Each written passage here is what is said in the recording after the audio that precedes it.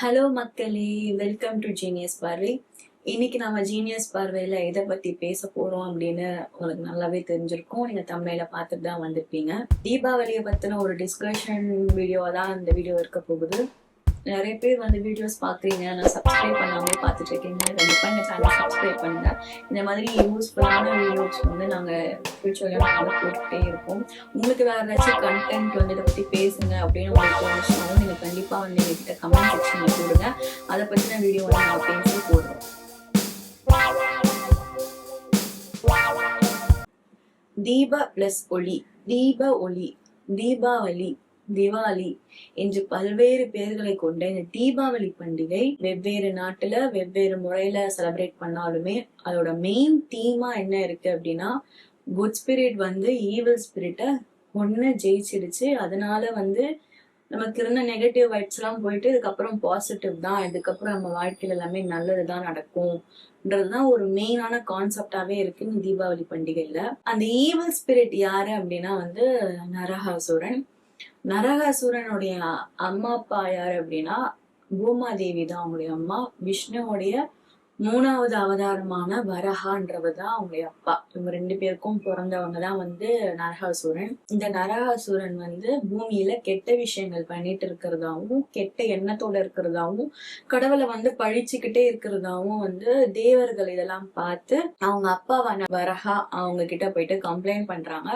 உடனே வந்து இந்த வரஹா வந்து இந்த நரகாசுரனை வந்து கொன்னுட்டா இதுக்கப்புறம் நம்மளை பழிக்க மாட்டாங்க, நம்மளை வந்து சபிக்க மாட்டாங்க, பூமியில வந்து எல்லாமே நல்லதாவே நடக்கும் அப்படின்ட்டு வந்து அவரை வந்து கொன்னுடுறாங்க. இந்த நரகாசுரன்றது வந்து நரன் அப்படின்னா மனிதன். மனிதனுக்கு வேறு ஒரு பெயர் தான் வந்து நரன். ஒரு மனிதன் வந்து அசுரனா இருக்கிறதுனாலதான் நரக அசுரன் அப்படின்ட்டு சொல்லப்படுது. சோ வந்து அவங்க அப்பாவே வந்து நரகாசுரனை வந்து கொன்னுட்டாங்க. இதுக்கப்புறம் நம்மள பூமியில வந்து எல்லாமே நல்லதாவே நடக்கும் அப்படின்ட்டு சொல்றாங்க. இப்ப எனக்கு வந்து இதுல வந்து ஒரு லாஜிக்கலாவும் பிசிக்கலாவும் பயாலஜிக்கலாவும் கெமிக்கலாவும் எல்லாங்களாவும் ஒரு கேள்வி ஏற்படுது. என்ன அப்படின்னா, இந்த பூமாதேவின்றவங்க வந்து இந்த பூமிய வந்து ஒரு கையில வந்து பிடிச்சிட்டு இருக்கவங்க தானே பூமாதேவி.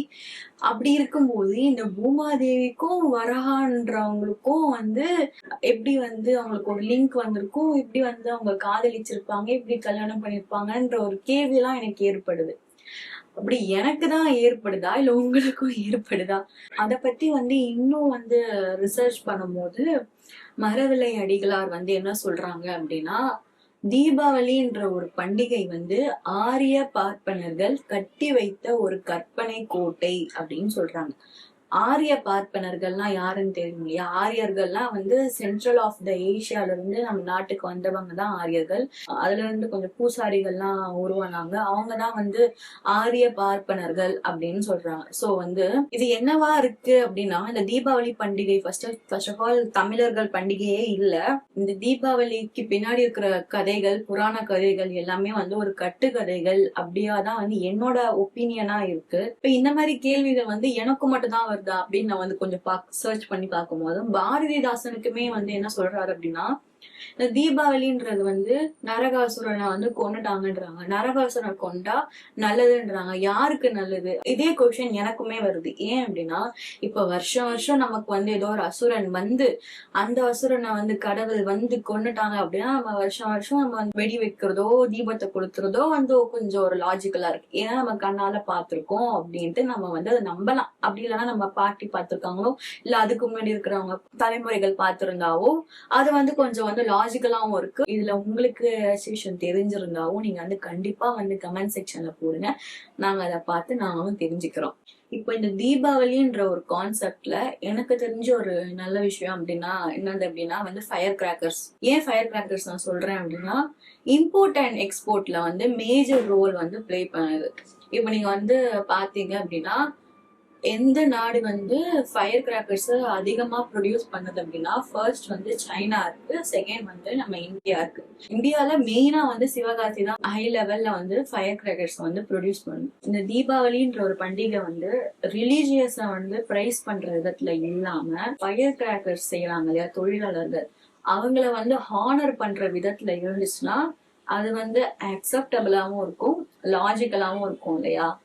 ஸோ எல்லாரும் இந்த வருஷம் தீபாவளிய லேண்ட் பொல்யூஷன் பண்ணாம நீங்க வெடிச்ச பட்டாசு குப்பைகளை நீங்களே எடுத்து போட்டீங்க அப்படின்னா அதை வந்து கிளீன் பண்ற அந்த தொழிலாளர்களுக்கும் கொஞ்சம் இன்னும் யூஸ்ஃபுல்லா இருக்கும். ஸோ வந்து சேஃபா வெடிச்சு நல்லா ஸ்வீட் சாப்பிட்டு Sun TV, KTV, Vijay TV எல்லா டிவியில போடுற படங்களை பார்த்து தியேட்டர் போய் நல்லா செலிப்ரேட் பண்ணுங்க. ஹாப்பி தீபாவளி.